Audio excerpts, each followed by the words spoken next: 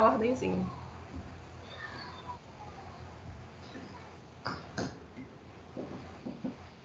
Começou. Olá, está começando mais um Clube do Livro. Eu sou Heloísa, eu estou aqui com a Alessandra, Gente. Araci Oi, gente. e Alisson. E aí, galera? E o livro dessa rodada é A Lentidão, do Milan Kundera, que foi indicação de Araci. Ela vai falar pra gente por que ela indicou esse livro. Bom dia, gente. A minha indicação partiu da história mesmo de Milan Kundera, né? Quando a gente leu aquele livro Insustentável Leveza do Ser, eu gostei muito, porque ele abrange várias situações do dia a dia e leva assim para um perfil mais filosófico.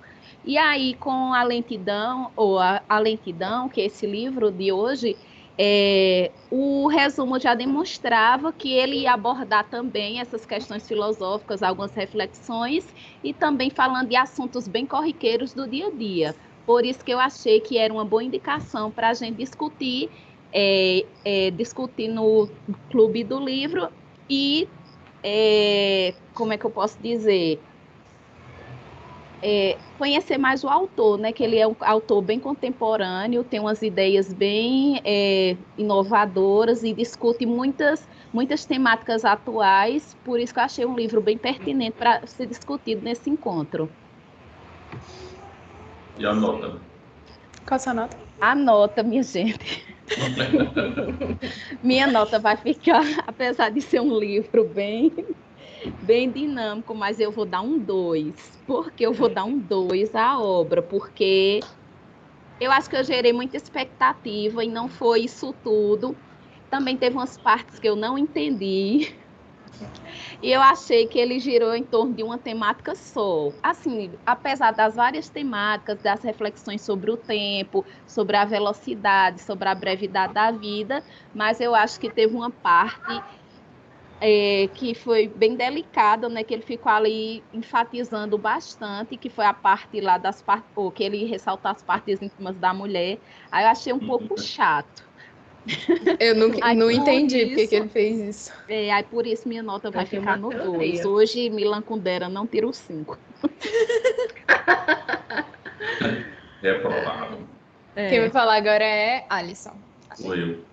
Eu achei o livro, sim, é muito bom na temática, assim, tem uma discussão muito boa, só que eu acho que ele não conseguiu transformar muito bem a reflexão num enredo assim bacana para você acompanhar.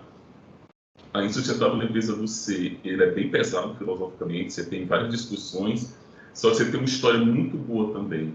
Você consegue ficar ali acompanhando a história, aí se você não acompanhar muito bem a reflexão, você pode ignorar, só que eu acho que nesse livro ele não conseguiu colocar a história para refletir muito bem a reflexão como aconteceu com a Insustentável Leveza do Ser. E assim, o livro basicamente é o quê? É ele. São 4 planos de acontecimentos que tá acontecendo, acontecimentos acontecendo. Tem o primeiro, que é ele indo pro hotel com a esposa. É um nível de acontecimento. O segundo são as reflexões que ele está fazendo. Dentro da cabecinha dele, ele está pensando ali umas coisas que estão acontecendo. Aí tem a história do Vincent, que é o menino que passa na moto. E tem a história daquele cara no passado, que eu não lembro se tem o nome dele, que ele tem um caso com a Madame de T. Aí, se você pensa, poxa, é muita coisa, mas acaba que não fica muita coisa acontecendo. Ele vai para esse hotel e fica refletindo sobre algumas coisas e ele fica transitando entre esses 3 níveis de história para refletir, para dar exemplos da reflexão que está ocorrendo ali sobre o epicurismo, sobre o hedonismo, quer dizer. Aí eu não achei que não ficou legal assim, por mais que seja um livro muito legal assim pelas reflexões, ele escreve muito bem, só que eu acho que essa passagem da reflexão para a história, que vai dar corpo para essa reflexão, eu acho que ficou um pouco falha. Eu acho que o livro ficou um pouco Confuso. Não, que nem acontece nada, assim, basicamente, acontece pouquíssima coisa. Basicamente, ele foi pro hotel, a mulher não conseguiu dormir, ele não conseguiu dormir, ele voltou. A história é essa.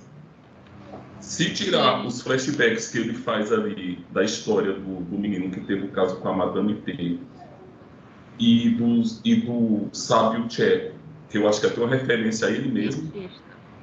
O tcheco não é o cientista? Que chama de sábio tcheco e cientista, que ele é um entomologista. Aí tem esse cara, o Vincent, são poucas coisas assim e ficou muito... Eu dou um 3, porque a reflexão é muito boa, mas eu acho que faltou alguma liga ali. Poucos pontos que ele prende à história mesmo, né? É como se a história não tivesse liga com a parte filosófica. E isso deixa o livro meio difícil de entender. O pior que eu achei que teve, só que é porque é muito... Não tem história assim, é muito sutil, é muito... Não deu liga, não deu. Felizmente.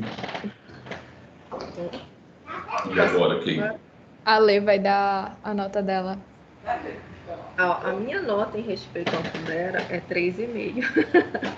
Eita!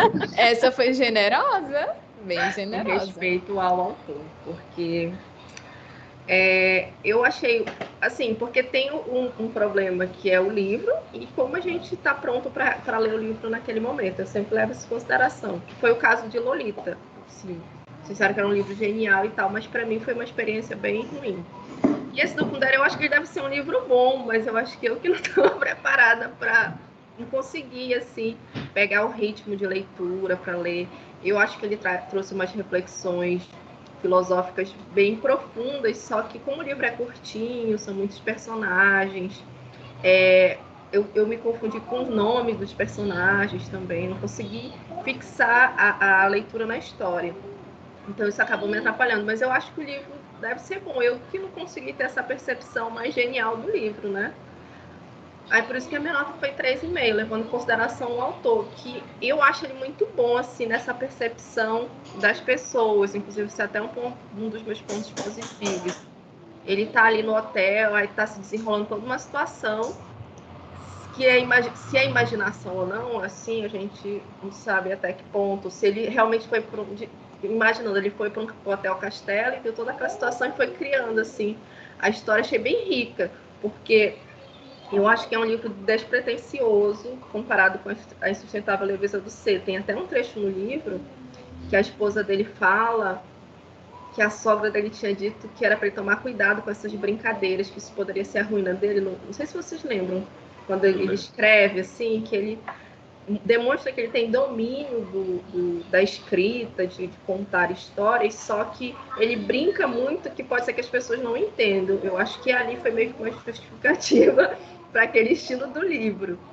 E por isso, assim, levando em consideração tudo isso, Kundera, a obra dele, que eu só li, A Insustentável Leveza do Ser, e essa pegada que ele tem genial, assim, de estar descrevendo, de estar brincando com conceitos filosóficos, trazendo para o dia a dia das pessoas, dos personagens, a leitura que ele faz dos personagens, por isso eu dou 3,5. Olha, ela foi bem generosa. Gente, a minha nota é 1,2, a mesma nota de Araci. Inclusive, eu achei que a minha nota ia ser mais baixa, ainda bem que ela concordou comigo. E assim, como a Alessandra, eu tenho plena noção de que eu não consegui entender o livro. E assim, por conta disso, em diversos momentos eu estava muito perdida, o que fez o livro ser ainda mais difícil, assim, e desinteressante. E nem era uma leitura difícil pelo fato dele ter uma escrita complexa ou algo assim. Eu só me perdia muito. Eu não sei, eu acho que a história não me prendeu o suficiente para, sabe, eu me ligar ao livro e, como eu falei, quando a Alisson estava falando, eu senti que as coisas não tinham uma certa liga, então estava tudo meio que perdido e eu não conseguia juntar, não conseguia conectar as coisas. E assim, o fato de eu ter me sentido tão perdida no livro fez com que eu não gostasse. talvez realmente fosse o momento, eu não estava pronta para ler. E eu acho que sim, foi isso. Só fazendo um parênteses aí na fala de Valesca, eu acho que até a forma como a gente lê o livro, que ele traz esse contraponto, né, de velocidade e lentidão. Eu acho que a gente tenta ler rápido, eu pelo menos tento ler rápido, para acabar. Em um momento eu vou pegar aqui um livro para ler devagarzinho. A gente está até acostumado a ler para saber o final da história. Tem uma certa ansiedade quando a gente eu inclusive entrei nesse raciocínio também, porque o cara tava lá falando sobre essa pressa da vida e tal, e aí eu tava lá consumindo o livro o mais rápido possível para chegar no final.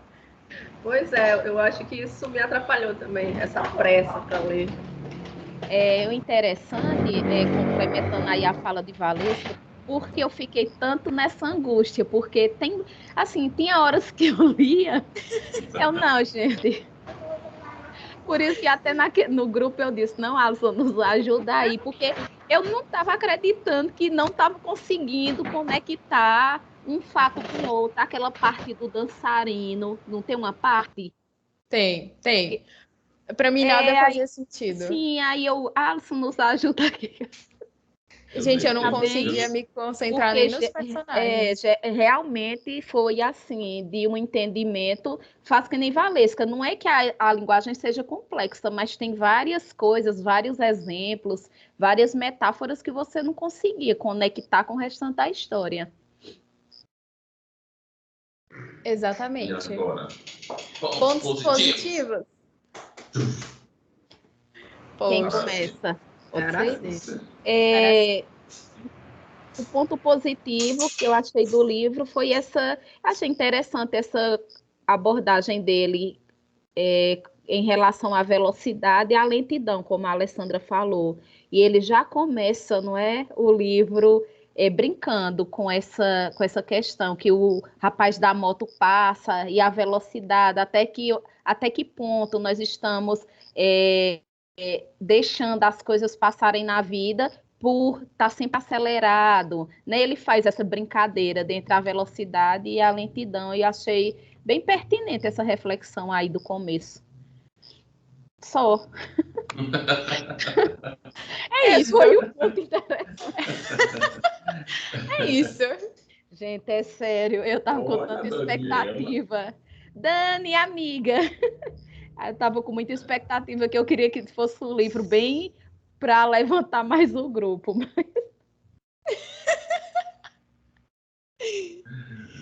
Ai. Pois é. Agora eu? Agora sou eu. Alessandra. Bom, para mim, um ponto positivo nesse livro. Vai lá com o papai, ele tá lá no quarto. Tá. Um ponto positivo do livro, assim, resumindo, que eu achei, é essa capacidade que o Kundera tem da leitura das pessoas que ele transforma em personagem. O dançarino, o cientista tcheco. Eu acho muito interessante que ele expõe uma certa mediocridade das pessoas que se acham gênias. Cara, acho muito legal. Eu lembrei do médico de Sustentável Leveza do Ser.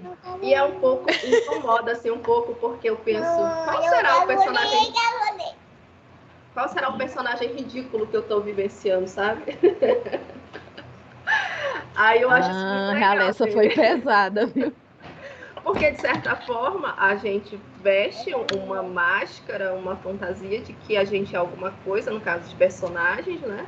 E fica batendo na tecla para manter aquele papel ali. E eu acho isso bem legal dele. Um que me chamou muita atenção, tem os dançarinos, né? Que é o pessoal exibicionista, que quer estar sempre em foco. Tem aquele cara... Só que eu esqueci os nomes, que isso é até um ponto negativo, que eu não consegui memorizar os nomes. Tem o cientista que o pessoal diz que ele é genial por uma postura dele na guerra, que na verdade ele nem queria fazer aquilo, foi meio que um ato covarde, foi transformado em heróico. Aí a pessoa, não, eu sou isso, sim. Aí tem aquela parte dos músculos. Cara, eu acho isso muito legal que ele faz com os personagens. Como ele Ele vai diz até contando. que esse dançarino, ele não faz isso porque gosta, né? Não é uma essência, mais por ou pelo aquilo que o pessoal vai enxergar dele, o que é que a sociedade tá vendo. Eita, ele é um dançarino, mas muitas vezes a pessoa nem faz porque gosta, só pela aparência mesmo, né? E as pessoas se perdem nesse papel aí do personagem que ela cria para estar na sociedade. Outro ponto positivo que eu gostei também foi que o Kundera ele se utiliza desses contrapontos, né? Nesse livro é velocidade e qual é o lentidão, velocidade e lentidão. E no outro era o pesado e o leve. Ele gosta muito desses contrapontos e é interessante a gente pensar nesses dois extremos. Inclusive, quando eu estava lendo o livro, até comentei agora com eles antes de começar o encontro, que na casa da minha avó tinha um livro, um quadrinho do Charlie Chaplin que tinha uma frase assim: criamos a época da velocidade, mas nos sentimos enclausurados dentro dela. E esse quadro era mais ou menos da década de 80, e eu acho que era um pensamento da época, né? Eu acho que era uma inquietação das pessoas na época. Teve essa mudança no comportamento social, uma coisa ser mais rápida, das pessoas viverem de forma mais rápida, contrapondo um estilo de vida que era mais tranquilo. Aí esses são os dois pontos que eu achei interessante do livro. Muito bom. Gente, a minha parte favorita foi quando o autor fala sobre o sentimento de ser eleito. A minha parte favorita foi quando acabou. Não, foi a parte realmente que ele fala do sentimento de ser eleito e como ele está presente nas relações, principalmente nas relações amorosas. E ele também diz que esse sentimento ele surge quando a gente ainda é um bebê e que ele deveria desaparecer no decorrer da vida, mas isso acaba não acontecendo e nós acabamos usando desse sentimento para impor nossas vontades, porque por algum motivo nós nos achamos superior aos outros e é tipo, ai, por que você pode fazer isso? Ai, por que você quer que eu faça? Não, porque eu quero. E tipo, se você parar para pensar, seguindo esse raciocínio, todo mundo foi eleito de alguma forma, sabe? E aí eu fiquei muito reflexiva sobre isso. Eu não sei se vocês conseguiram entender o que eu queria falar, Entendi. mas é isso. Ele fala essa parte do eleito. Eu não lembro qual personagem. Eu lembro de ter lido, mas eu não lembro qual era o personagem que ele usa para abordar. Eu acho que era com Eu acho que ele nem estava falando de alguém, ele estava só fazendo uma reflexão. Uma divagação, né? Deixa eu ver se eu acho que estava. Porque eu não era da recepcionista, não? Porque eu li a parte de novo antes de falar.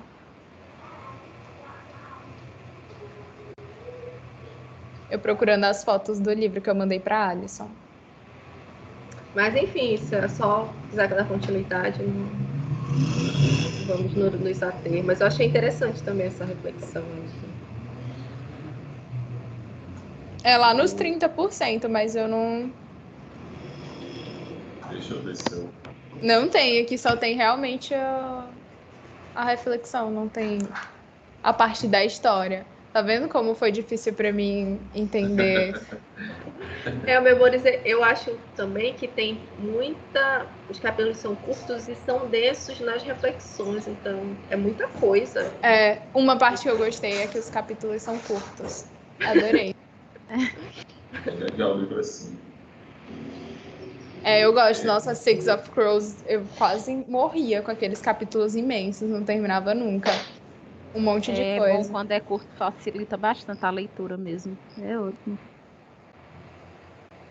A parte que eu gostei do livro é que ele faz uma brincadeira legal assim com o ato de escrever, que ele está dentro do livro, ele se colocou como um personagem e ele está no castelo pensando nessas coisas todas e dá a ideia de que aquele próprio pensamento já está se transformando no livro. É um livro que explora bem essa metalinguagem, o pensamento dele, a forma como ele está pensando em tudo aquilo que está acontecendo e como isso vai se refletir na história. E eu achei isso legal, que é uma forma legal, assim, como seria um escritor escrevendo um livro. E ele brinca com isso, ele está fazendo isso no livro. Outra coisa que eu achei muito bom, assim, que foi muito legal, é que do mesmo jeito que ele fez lá na Insustentável Leveza do Ser, ele coloca nesse livro uma ideia. E qual é essa ideia? Eu acho que vocês ficaram mais na ideia da velocidade, só que o ponto é assim, o que é o prazer? Como fluir o prazer? A história toda é isso, ele está falando sobre esse ponto, que é o hedonismo. Ele fala lá do Epicuro, ele fala que era o primeiro filósofo a teorizar sobre o prazer. E depois, tudo que acontece no livro, ele está dando exemplos de como as pessoas, elas entendem ou tentam vivenciar o prazer. O livro se resume a isso. Tanto que eu acho que o resumo do livro é esse aqui. Modestos ou não, os prazeres só pertencem àquele que os experimenta. E um filósofo, com toda razão, poderia criticar no hedonismo o seu fundamento egoísta. Entretanto, na minha opinião, não é o egoísmo que é o calcanhar de Aquiles do hedonismo, mas o seu caráter. Aí ele até brinca, tomara que eu esteja enganado. E ele fala que o hedonismo tem esse caráter desesperadamente utópico. Na verdade, duvido que o ideal hedonista possa se realizar. Receio que a vida que ele nos recomenda não seja compatível com a natureza humana. Ele está brincando, olha, o hedonista, ele é um egoísta e ele quer viver pelo prazer, para o prazer, porque só ele sente o prazer. É meio óbvio, mas assim, olha, só eu que sinto o prazer e eu vou viver tranquilo. Só que ele fala que isso é uma utopia, porque por esse próprio caráter do hedonista, a gente não vai conseguir viver essa vida para o prazer. Aí a gente começa a ver no livro os exemplos que ele vai colocando sobre isso. E o primeiro momento que eu achei assim, foi uma sacada muito boa, que ele fala do castelo. Que nesse mesmo castelo, há muito tempo atrás, aconteceu a noite de amor da Marquesa ou da Madame T com aquele jovem. E ele fala, acho que é a esposa dele, que na entrada do castelo, lá no hall, tinha um jardinzinho pequeno, que era um jardim pequeno. E agora, quando eles estão chegando, eles fizeram uma mudança, não tem mais esse jardim, colocaram uma sala cheia de espelhos, uma piscina toda aberta. Aí, assim, já tem uma mudança dessa noção de prazer, que é uma coisa egoísta, íntima, e agora a gente está entrando numa época em que esse jardim pequeno fechado saiu de cena e agora a gente está numa sala, uma sala cheia de... É tipo um espaço de uma piscina com espelhos, com vidro, uma coisa bem ampla. E ele, assim, foi muito bom que ele coloca um dos primeiros exemplos dessa mudança de comportamento, ou não é nem mudança de comportamento, é a forma de interpretar o prazer, é o menino que está cantando na mesa, não sei se vocês lembram disso. O menino está no jantar e uma criança senta na mesa e começa a cantar. Aí ele fala, olha, o menino está até cantando legal. E ele descreve os pais da criança. Eles não estão olhando para a criança pensando, olha como meu filho está bonito. Elas estão olhando para as pessoas que estão ao redor, tentando captar nas pessoas. O que é que vocês estão achando do meu filho? Aí esse é o caráter utópico do prazer, do hedonista. Como você vai vivenciar o prazer se você não está preocupado com você só no seu momento de fruição do prazer? Você está preocupado nas pessoas, o que elas vão achar do prazer. E ele até coloca uma coisa interessante, que o Epicuro fala, olha, o oposto do prazer, do hedonista, é a luta. E é óbvio, se eu estou preocupado em conseguir prazer, por que eu vou estar lutando com outras pessoas para ver quem vai ser o mais reconhecido ou não, como no caso dessa criança. Aí o garçom lá, coitado, querendo fazer o trabalho dele e o pai olhando para ele, tipo assim, se não vai elogiar meu filho, olha o que ele está cantando. E nisso entra o ponto da lentidão. A gente está vendo o essa questão, a fruição. A gente está aqui, eu vou viver esse momento porque eu quero sentir o prazer. Só que na nossa cabeça a gente está mais preocupado na luta. Será que eu estou fazendo mais ou menos do que meu colega? Por exemplo, como ele faz esse embate do Bergson, acho que é Bergs, eu esqueci o nome do cara, que é o que se recusou a beijar o aidético. Aí ele fica numa disputa com outra pessoa para ver quem seria a pessoa mais nobre, mais que entra a questão do dançarino. O dançarino, ele é uma pessoa que, na teoria, está buscando prazer, ela quer a fruição, olha, as pessoas estão olhando para mim, mas só que ela está tão preocupada nessa luta de quem vai ter mais prazer ou não, quem vai ser o mais, vamos dizer assim, o melhor dançarino, quem vai ficar lá no palco e ser o melhor dançarino, que ele não consegue viver o momento, o que está acontecendo no momento ali. E essa disputa que ele coloca desse personagem com o outro, que ele é ateu, é um esquerdista, né? Eu achei uma metáfora bem bacana daquele do livro anterior, do Kundera, que vai para o Vietnã e morre lá. Não sei se vocês lembram do nome dele, que era um esquerdista. Lembro não. Ele tinha um caso com a Sabrina. Ele era todo zezão e... sim, eu lembro do personagem. Sim, eu lembro do personagem. Aí ele fica nessa loucura e fica disputando com o cara, assim, olha, já que aqui eu me dei mal, eu vou para um país lá da Ásia para ver se consigo alguma coisa para sei lá, lucrar com minha imagem, aí fica de novo esse ponto. Mas e aí? Isso lhe dá prazer? O que é que está lhe dando prazer? Você não está vivendo a situação por ela, não é você se entregar ao momento pelo momento, como seria a tônica do epicurismo, né? O hedonista, não, ele vai fazer porque ele tem prazer e pronto, ele não está preocupado como será o julgamento. E esse ponto o dançarino, ele coloca muito claro, olha, ele está ali só pelo prazer de aparecer. Tanto que para ele, eu achei isso legal, que o público é indiferente. O público é uma massa que para ele não tem rosto, não tem nada. É só uma pessoa que vai dar o palco para ele.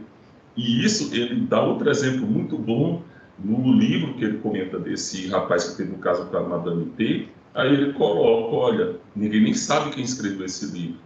Foi uma pessoa que escreveu ali no passado, aí todo mundo fica ali, sim, quem foi, aí fica, só depois descobriram quem era, aí assim, eu interpretei, olha, ele estava tão interessado em só escrever a história, em ter o prazer de escrever a história, de criar uma narrativa, que ele nem se preocupou em colocar o nome, assim, olha, tá aí a história. Depois que foram descobrir, tal, tá certo, legal. E o Kundera coloca outro exemplo de pessoa que faz isso, que é o Potevinho. Que o Vicente tem uma admiração por ele. Ele tem vários pensamentos, tem aquela coisa toda, só que ele não escreve. Ele não coloca isso para frente porque ele coloca, se eu escrever, isso vai se voltar contra mim e na cabeça dele. Olha, o meu prazer é filosofar, estar ali no bar conversando com as pessoas, ter as ideias e justamente a ação pela ação. Ele não está preocupado depois se eu vou ganhar ou não com isso, se eu vou aparecer ou não com isso, que é o dançarino. E isso é tão legal quando ele faz essa crítica ao dançarino, que ele coloca o dançarino, ele faz a vida dele como uma obra de arte. É tudo ajustadozinho, tudo perfeitinho para que as pessoas olhem e admirem. Olha que exemplo de pureza moral, que é o judô, que ele coloca o exemplo, que é o judô moral. Você derrota a pessoa, que já é o oposto do hedonismo, você já derrotou a pessoa, por quê? Porque você está lutando. E essa luta ela é baseada nesses argumentos morais. Olha, eu sou superior a você, eu não uso canudo de plástico. Todo mundo, nossa, pessoa superior. E você vê as redes sociais hoje, é justamente isso. A pessoa ela não está preocupada nem se ela está sentindo prazer ou não em viver aquela vida que ela está se propondo a viver.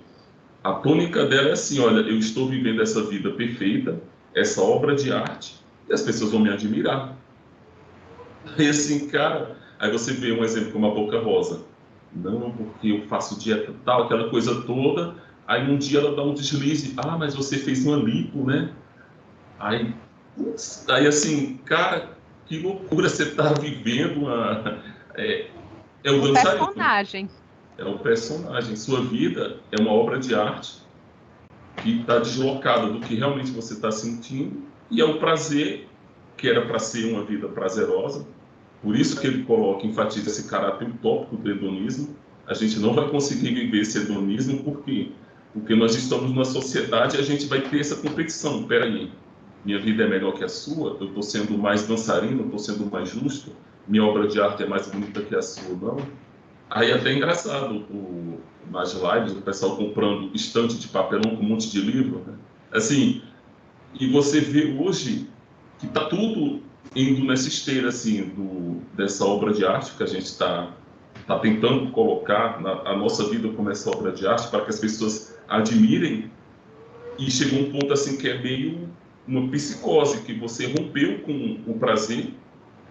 Se, poxa, isso não me dá mais prazer, mas eu tenho que continuar com o personagem, com essa obra de arte que eu estou disposto a colocar. E no livro, por exemplo, o absurdo do Vicente, que ele teve a oportunidade de ter uma noite de amor com a garota, fazer aquilo tudo, e ele preferiu se exibir. Eu estou pelado na piscina com a mulher, o que é que eu vou fazer? Vou nadar.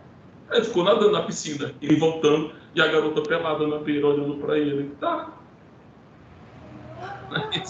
Você não é patética.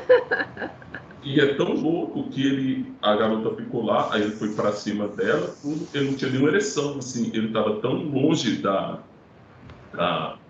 do momento, da situação, e pensando mais nessa exposição que ele poderia ter ou não, que ele não tinha nenhuma ereção, e a garota ficou lá, chega os outros, né, os outros hóspedes, chega o cientista tcheco lá, eu acho que chega mais um casal, A jornalista e o cameraman. Aí ele fica ali, aí a garota, eu vou embora, esse louco, ele fica... Pensei que ia dar um surubão, mas não deu. Aí ele depois fica meia hora pensando. Eu também pensei. Eu vou contar para os meus amigos. Aí ele começa a inventar história, porque o que conta nesse judô moral aí, eu vou contar uma história legal, olha, aconteceu isso, teve um surubão, todo mundo ali naquela orgia. Aí, assim, nesse ponto, depois dessa volta toda, ele foi muito feliz, assim, porque tem essa temática e todas as histórias elas vão se encaixar nisso. Como as pessoas estão buscando o prazer, e nesse ponto entra a lentidão. Aí eu lembrei do Raul Seixas. Quem pensa, pensa melhor parado. Você na correria, você não pensa, você não sente. E essa justaposição, contraposição da lentidão e da velocidade, é isso. Eu estou aqui na correria buscando aplauso nessa luta, aí uma luta é uma questão de eficiência, e em eficiência você entra a questão do tempo. Se você está numa questão que você está buscando só o prazer, e é uma coisa sua, você não tem como mensurar isso. Seria uma questão de mensurar, como no livro, quando vocês comentaram. Se eu estou lendo por prazer, e é uma coisa que está me dando prazer, eu correr na leitura é um contrassenso, porque a fruição ela está ali. É tipo, eu vou ouvir uma música e, poxa, essa música é tão boa, eu vou escutar ela 15 vezes, aí eu boto para ela 3 vezes mais rápido. Assim, não tem lógica, né? É verdade. Eu tô achando que sua nota vai mudar, viu? Eu tô achando que a gente não leu esse esse livro. Se eu tivesse lido esse livro, a minha nota teria sido 5. Só que eu acho que eu não li desse jeito. Agora a Alisson vai revelar para nós que livro ele leu. Eu continuo com a nota 3, porque essa passagem dessa reflexão para os exemplos, ela não ficou muito legal. Eu não sei se os exemplos que ele dá para encarnar essa ideia do prazer, não sei se eles não foram tão bons, ou eu não sei, faltou alguma coisa. Não Tanto sei. que, pesquisando sobre o livro na internet, eu não achei ninguém fazendo essa leitura que você fez. Também não, eu só vi uma menina, mas ela também ficou meio perdida. Não foi assim uma abordagem bem Tudo superficial. se resume ao enredo, né? É E porque sobre a vida dele. a questão da lentidão, ela é muito complicada, porque eu não sei se ele colocasse o nome do livro Prazer, ia ficar mais estranho ainda, né? Não, mas veja só, é interessante observar, por exemplo, o que você disse, não é o título, a lentidão. Por trás dessa lentidão, ele explorou o prazer. E eu É o faço que nem prazer, a o Alessandra. hedonismo. É, sim. Aí eu faço que nem a Alessandra. Os que leram até agora, até os resumos, os vídeos que eu vi, ninguém se atentou a isso aí. Acho que não perceberam. Passou batido, eu acho. Todo mundo É só fala da porque lentidão. Todo mundo só fala Todo da mundo só fala lentidão. disso. Eu acho que até ele não conseguiu passar essa mensagem de uma forma mais clara, né? Clara, e ficou É. bem A obscuro. Alisson leu outro livro. eu até pensei em Você leu pesquisar, né, quantas que as vezes? pessoas estavam falando, eu só li uma. Eu pensei, eu vou ler outra, eu vou ler alguma Você interpretação jura? e vai que eu vou ser contaminado, porque dependendo da pessoa, o que ela fala, você fica enviesado. Não, libera esse ponto de vista e você fica meio preso. Aí eu disse, não, eu vou, minha Mas não tem interpretação, muita coisa, não. Não tem quase nada. É, não tem. Você não acha nada que interfira na sua leitura, porque não tem. Ou então você foi no mundo Telegram submerso para pegar aí os tá resumos. bloqueado. Eu pesquisei Pois agora para é, ter um enredo para contar. Mas essa percepção é muito boa, e realmente ele traz isso. Eu não sei se é porque tem muito personagem e. ó, por exemplo, o sábio,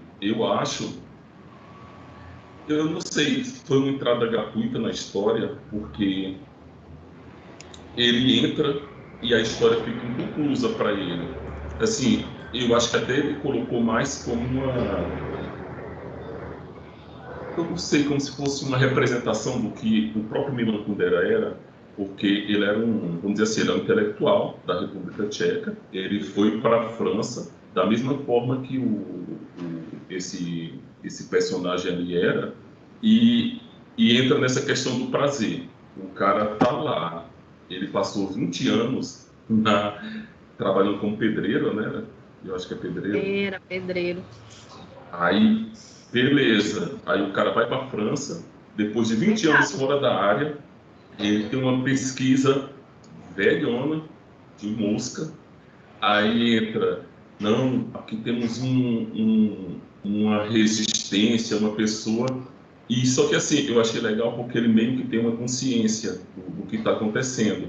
Ele sabe que a obra dele é irrelevante para o momento, porque é uma pesquisa de 20 anos atrás e ele está voltando, a insegurança dele de estar naquele momento, tanto que o que ocorre, ele vai para a palestra e o importante lá não é ele ser cientista ou não, é aquele mito que criaram, a ficção de que ele é o cara que fugiu daquele momento histórico e depois de 20 anos ele está voltando. E a cereja do bolo é que ele vai falar e ele fica tão emocionado, todo mundo aplaude ele de pé, e ele esquece de falar o texto dele. Aí ele volta para a cadeira e fica, puxa, que vergonha, o que é que eu fiz aqui? Aí ele fica ali com aquela coisa toda, aí no final, o Berg, poxa, eu estou em dúvida se o nome do cara é Berg mesmo. Vem, aí fica, olha, esse aqui nós vamos criar a associação dos intelectuais poloneses. Aí ele, não, eu não sou polonês. Aí, tipo, tanto faz, assim, naquele Essa momento. parte é interessante. A história do cara, ela era totalmente acessória, porque para o dançarino, esse cara que estava lá contando, a história dele era só um trampolim para que ele aparecesse mais ou menos. Tanto que o cara começou a encher o saco dele, olha, esse cara que você está citando, ele não é de tal lugar, ele é polonês. Tal pessoa, ó, tá errada essa citação. Aí o cara começa a ficar com raiva e escanteia ele. E ele fica, e isso que eu achei legal depois, que ele tenta transformar todo aquele fracasso da noite quando ele vai para a piscina. Pelo menos eu tenho músculos. Eu sou uma pessoa que... Esses são cientistas, são todos fracos, eu sou musculoso, achei legal. Mas é isso, assim, o que é que a gente vai contar depois? O prazer. É a minha interpretação. E isso é outro ponto que é muito legal, que o prazer, Edonê, ela é uma personagem, né, da mitologia grega, e ela é filha de Eros e de Psique. Psique é uma metáfora da alma humana, e Eros é o prazer. O que é esse prazer? É o deus do amor, o filho da deusa do amor, que é Afrodite. Justamente, Edonê, ela é a combinação de Psique, que é a mente, a alma humana, e esse prazer, e esse deus do amor.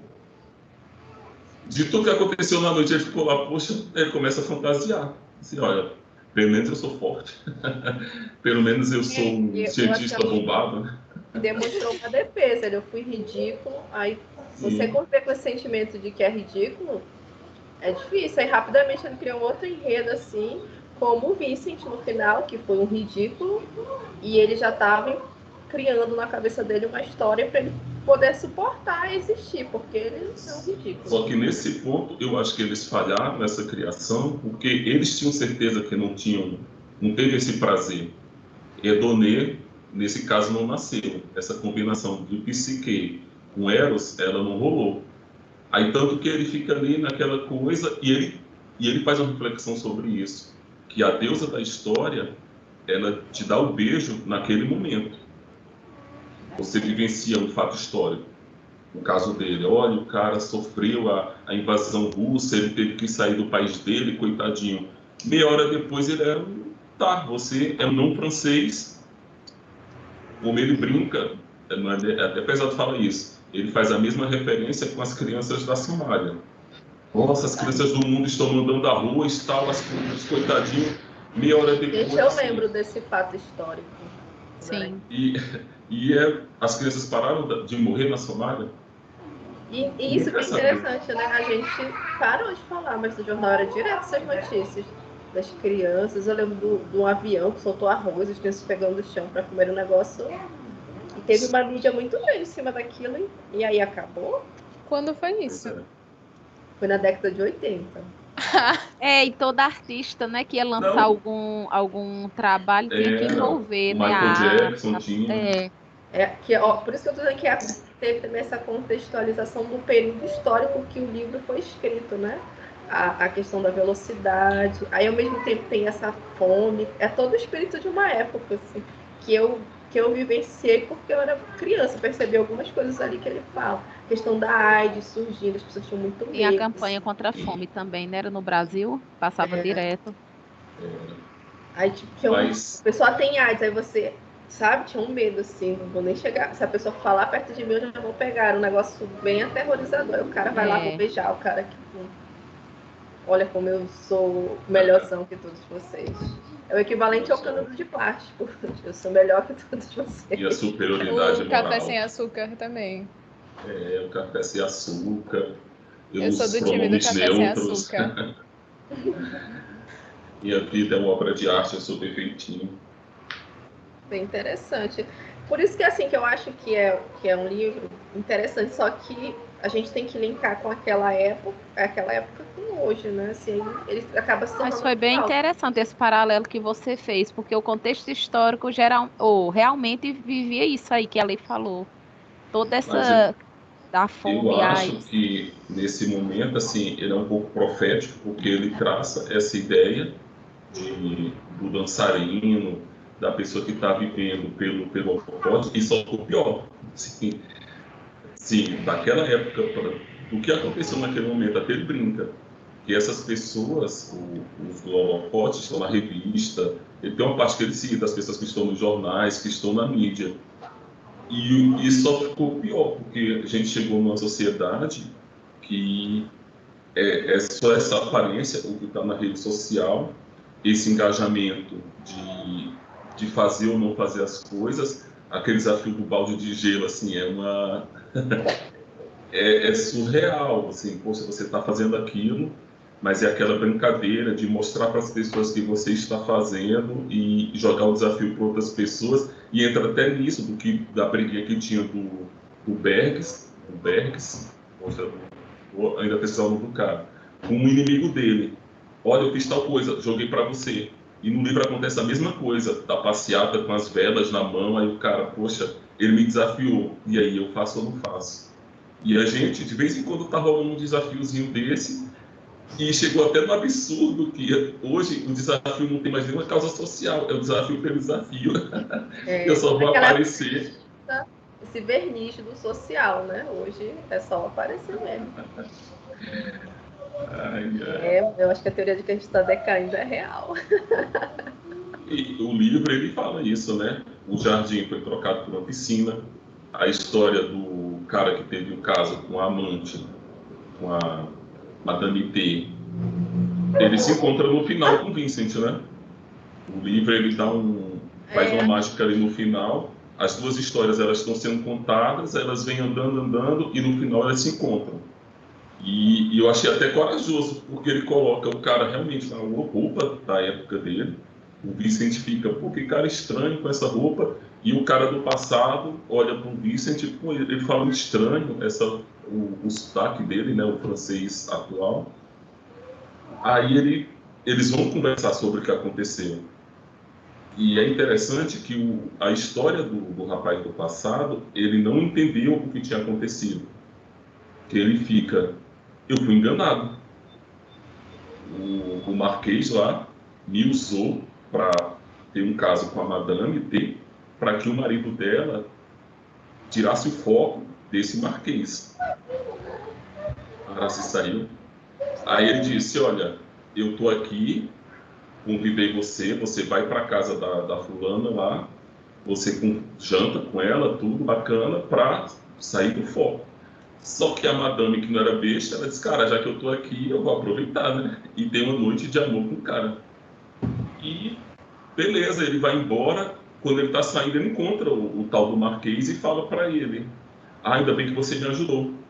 Você me tirou de evidência e o rapaz agora, o marido dela, vai tirar a suspeita um pouco de mim. E ele fica com raiva. Aí ele, poxa, eu fui enganado, não sei o quê. E fica essa contraposição, essa oposição do que ele estava sentindo, do prazer que ele teve aquela noite e de como ele ia expressar isso para as pessoas. Porque, poxa, eu só fui enganado.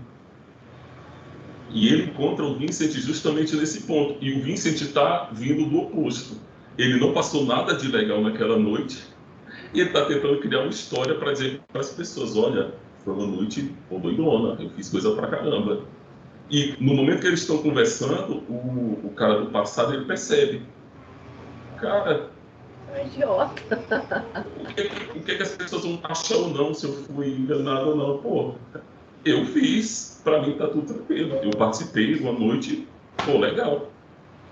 E ele percebe isso quando o Vincent chega querendo contar a história que fez e aconteceu, não sei o quê. E ele diz que ele percebe no olhar dele que ele não quer contar, ele não quer ouvir, ele quer contar uma história. Aí ele, tá, beleza, vai embora. Aí o Vincent, com raiva, ele, poxa, nem a história eu consegui contar, nem o meu enredo eu consegui criar. Aí o que é que resta para ele? Subir na moto e sair desesperado. Aí entra de novo a história da lentidão e da velocidade. Muito bom. E por que você acha que ele colocou essas histórias em dois tempos diferentes? Era para mostrar?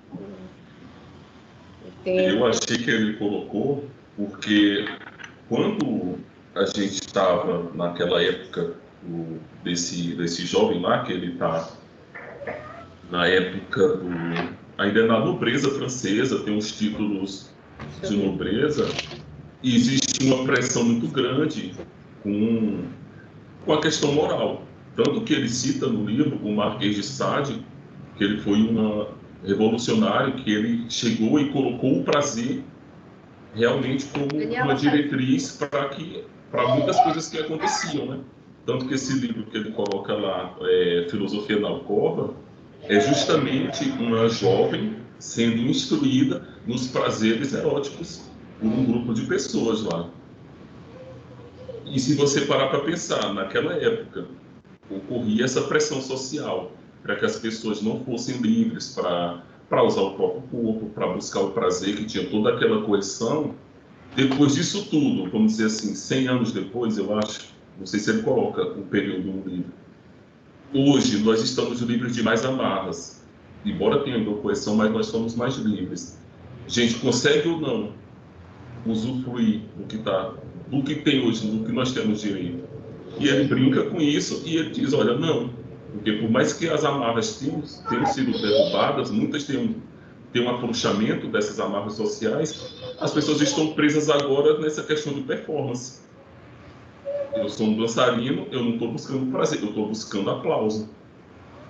Aí, poxa, depois de tudo, o Marquês de Sade faz um livrão daquele, escreve coisa pra caramba, derruba a monarquia lá na França, tem a Revolução Francesa, 100 anos depois o cara está preocupado em criar história e não realmente usufruir o que ele deveria usufruir. Por isso que eu achei que ele colocou esses dois períodos históricos, e ele brinca também muito legal em colocar o castelo. É o mesmo castelo que deu o encontro da Madame T com esse jovem, e hoje estava ocorrendo lá a reunião dos escritores, tinha lá a piscina, naquele momento, um hotel castelo, né? O cenário é o mesmo, o tempo diferente. É mesmo. Aí o que mudou no período? Vamos dizer assim, teve a liberdade, a evolução dos costumes, só que isso, como ele coloca, o hedonismo é uma utopia, porque está mais, o objetivo dele está além da simples fruição do prazer, como eu falei. Hedonê, que é o termo grego que deu origem ao hedonismo, ela é filha de Eros e Psique. O problema é a Psique, que a Psique ela não tá contribuindo para que Hedonê ela apareça, que é o prazer erótico. E é tão legal que Hedonê, na mitologia, ela não teve filho. Assim, ela por ela mesma. É mais uma metáfora para isso. Esse hedonismo é ele por ele mesmo. Se eu estou fazendo uma coisa para outra acontecer, sim, a psique aí está fora do jogo. Seria realmente, não, eu faço por fazer, porque eu quero viver o que está acontecendo no momento. Não, eu vou viver isso aqui para que depois venha acontecer tal coisa, que vai acontecer tal coisa, para ter o aplauso lá. Aí eu já estou... Hedonê não vai nascer nessa brincadeira. Foi bem interessante essa leitura que você conseguiu fazer da época que foi escrito nos dias de hoje, né? Tem certeza que você não gostou? Não, o livro, a reflexão, ela é muito boa. Tem muita coisa ainda, assim, que você para pensar, esse cara é surreal. Só que no momento, assim, a forma, os exemplos, a construção do livro, sim, você lê, só que é aquela coisa, não dá liga, assim, no momento. E até difícil ter essa percepção, né, que a gente está ouvindo, que ele está falando, a gente leu, aí está ouvindo, aí vai fazendo sentido, mas a gente não conseguiu perceber, não é tão... Foi uma escrita tão satisfatória. No começo, assim, quando ele começa falando de Epicuro, e coloca lá, para mim, colocou a diretriz do livro, o tema, esse cara vai ser muito bom. Aí ele começa a falar do menino lá, a questão do jardim, da piscina, esse cara muito bom. Aí quando entrou na briga do Berg lá com o outro cara, aí começou a dar uma viajada, aí entra aquele grupo de amigos. Só que assim, para mim, você tem que ficar em mente ali, olha, ele tá só dando exemplos da disputa lá do epicurismo, da ideia do prazer. Aí você fica com o pé fora e vai entrando na história e vai entendendo. Só que tem hora que as digressões elas vão muito longe e tem umas que são muito pontuais. Por exemplo, a história da Somália. Ele citou, pronto, acabou. Só que a do sábio tcheco, ele fala bastante, aí depois corta, sumiu. Aí tem a história do Vincent, que eu pensei que ia ser pontual e estendeu. No final, são duas histórias principais, que é a do Vincent com a do rapaz lá do passado. E tanto que no final eles se encontram e amarram a história. Tá, beleza. Cada um tem interpretação.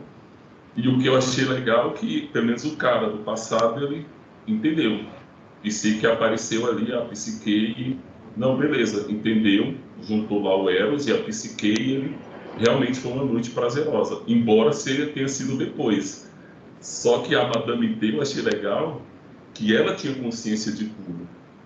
Ela entendia esse jogo da psique e do prazer do Eros, E tem uma passagem muito boa que ele fala, deixa eu ver se eu acho aqui. Ela brinca, deixa eu ver.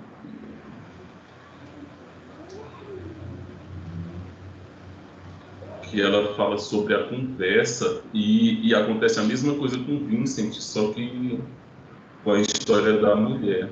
Peraí.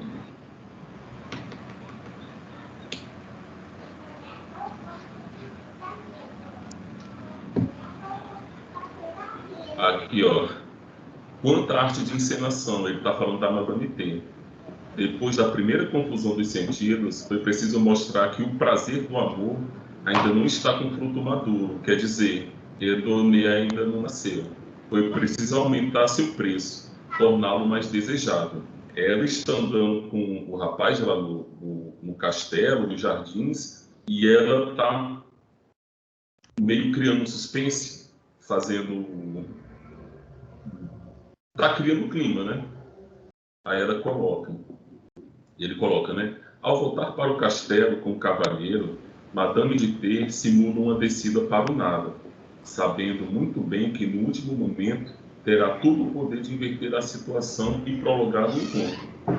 Para tanto, bastará uma frase, uma daquelas fórmulas de que a arte da conversa dispõe às dezenas. Mas por uma espécie de conspiração inesperada, por uma imprevisível falta de inspiração, ela é incapaz de encontrar uma que seja. É como um ator que tivesse subitamente esquecido o seu texto, pois, na verdade, é preciso conhecer o texto. Não é como hoje em dia, em que uma moça pode dizer, você quer, eu também quero, não vamos perder tempo. Para eles, essa franqueza mantém-se por trás de uma barreira que não pode ser transposta, apesar de todas as suas convicções libertinas. Existe a situação, só que essa junção de Eros e Psique teria que ocorrer um momento propício para que essa junção pudesse acontecer. E a Madame de T, ela já mais experiente, ela percebe que não está pronto. E ela tenta, através da conversa, e construir um momento para que, não, agora está propício para acontecer. O Vincent, lesão, ele não entendia isso, e ele ficou com a garota, e ele travou do mesmo jeito. E ele, qual foi a solução que ele deu para isso? Foi o choque do livro, né? Eu fiquei curiosa de ler. Digamos, se o Kundera tivesse... Ele tá vivo ainda, não, né? Acho que ele morreu. Eu acho que ele tem 92 anos. Eu fui pesquisar se ele estava vivo. Uma história dele hoje, no contexto histórico de hoje, aí daqui a 40 anos, se desse para ler, sabe? Porque é bem interessante essa questão dos contextos históricos e a gente trazer para o momento atual. Assim, que não faz tanto tempo, mas já mudou muita coisa, né? Da época que ele escreveu o livro para agora, como se ele conseguisse... Ele conseguiu prever algumas coisas que estão acontecendo hoje. Isso é bem interessante. Ele está vivo e mora no centro de Paris. Tomara que ele escreva mais um livro agora sobre o TikTok. Ele tem 92 anos. O cara nasceu em 1929. Cara, que doido. Cara. Daqui uns dias ele lançou outro. Quero ver do Geração TikTok. Ele fazendo uma crítica ao TikTok e a... Esqueci. Gostei, gente, do encontro. Se naquela época ele achava que as coisas eram rápidas, imagina hoje em dia. E ele via, digamos, a idiotice dos vários personagens, que naquela época ainda tinha essa preocupação em colocar um verniz, assim. Eu vou ser babaca, mas não parecer ser babaca. E hoje não, hoje ser babaca é legal. As pessoas não têm mais vergonha de ser idiota, então... E sempre tem gente pra dar palco. Sempre, né? Internet. Bem louco, então. É interessante como a Alessandra diz, né, que o livro dele, a gente tem que ter esse cuidado e essa percepção, porque tanto, ele explora tantas coisas, que às vezes ele pode estar até. Às vezes ele tira onda, assuntos, ele vai lá, volta, e aí tira onda que a pessoa nem percebe. Por isso que essa abordagem que a Alison fez é muito interessante, porque vai despertando para o porquê de certas coisas no livro. O livro vai ampliando a visão dessa abordagem dele, é muito interessante. Pronto. Pontos negativos? Acabou, né? Eu acho que o ponto negativo é unânime, que é Sim, E a gente só a tava falta no de ponto liga. positivo, era? A gente estava no ponto sim. Gente. Um ponto tão positivo. Ó, pra mim, Alisson o ponto conseguiu. negativo é o nome dos personagens e muitas histórias soltas, assim. Tem essa história? Sim. Essa história, essa história. Aí não tem uma liga. A falta de liga mesmo. Ficou confusa pra mim a trama, o enredo. E aí, já vai dar a próxima indicação? Próxima indicação. Eita, gente, olha. Vamos lá. Eu poderia. Mas antes de ir, vocês não vão nem comentar o Ah. Araci. Meu Deus, só fiquei falando o cara só falando do. E aí, vocês vão comentar sobre? Eu não entendi. Isso me incomoda, sabia? Eu acho meio vulgar essa. Nem do outro. Isso você tava leveza do C teve um ponto assim, acho que era de cocô, né? Era? Merda. Não, foi indicação do Matheus. Foi. Não, isso você tava Sobre leveza a- do C teve. O cara que era da guerra, prisioneiro, que ele era filho de um. Vocês não lembram? Você lembra, Não, né? era do Stalin. Mas só que nesse anterior também tinha essa coisa, essa temática, porque o Thomas, ele gostava lá das mulheres e pegava Eu acho meio vulgar. o sexo anal. Assim. Ai. Gosto não, assim. Eu acho que é para a próxima Próxima indicação. indicação. Bom, gente, como eu estava falando, né, eu poderia ficar nos clássicos, que é mais confortável, que a gente sabe que uma outra pessoa vai gostar. Mas, assim, tem um autor que eu gostaria de ler muito, assim, que é o Andrei Fernandes. Ele tem um podcast no Flix, que eu acho que vocês já ouviram alguma coisa. E ele tem uns livros. Ele tem eu acho que é uma trilogia. É de fantasia o livro dele. E o primeiro da trilogia é Calciferum, Demônios, Bruxas e Vagantes. Ele tem na Amazon. Aí, assim, eu acho, é um livro de fantasia, eu acho interessante que quebra essa nossa... pelo menos do meu ciclo de participação, né? A gente pegou mais livros clássicos. O ciclo que eu participei no anterior foram muitos livros bons. E a minha proposta é trazer um autor atual da nossa faixa etária, eu, Alisson e Araci, e, sim, ver como é que ele escreve, ver se o tema é legal e fazer a proposta aí para o livro para ser discutido no grupo. Eu acho que não é uma leitura difícil, eu acho, né? Eu acho que é uma boa proposta para a gente sair dessa linha dos clássicos. Aí, se for legal, a gente continua com a trilogia, assim, cada um por conta, né? Se não, encerra aí. Se não for legal, vai ser triste. Encerra aí. É mais isso. Será que nós vamos ter um novo Six of Crows? Cara. Então, fiquei com esse receio, mas a gente está aqui para sair da zona de conforto, né? Com certeza. Mas, então, já que a Lê fez aí a indicação, vamos para a hora do merchan. Hora do merchan. Faça o merchan, vou deixar você fazer o merchan. Gente, compartilha, ativa o sininho, as editoras nos notem. Mandem livros. Livros, ajude esses jovens leitores a continuar com todo afinco, toda garra. E é isso. Compartilhe o vídeo. Partiu. Tchau, galera. Tchau. Falou, Espero que galera. tenham gostado.